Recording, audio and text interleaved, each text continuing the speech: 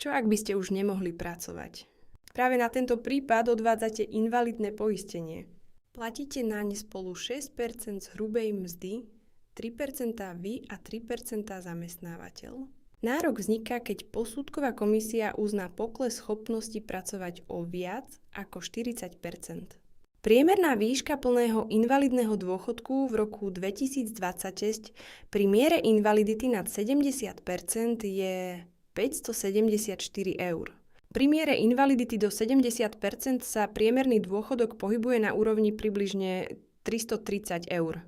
Ale pozor, treba aj odpracované roky a to podľa veku. Mladší potrebujú menej rokov, starší viac. Napríklad taký človek, ktorý pracoval v zahraničí a vrátil sa po 28. roku, alebo študent študoval do 27. roku, za predpokladu, že začnú hneď pracovať, nebudú mať nárok na plnenie až do 33. roku. A to je obdobie, kedy môže človek prechádzať najdôležitejšími finančnými rozhodnutiami. Prvé bývanie, založenie rodiny. V takom prípade by nemali nárok na plnenie z invalidného poistenia.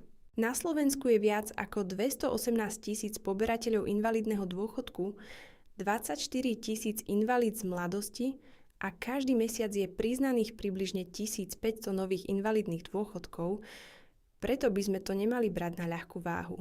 Každý máme svoje pravidelné výdavky, ktoré musíme platiť. Preto je dobré poznať svoje nároky a výšku dávok od štátu v prípade nečakaného úrazu alebo choroby.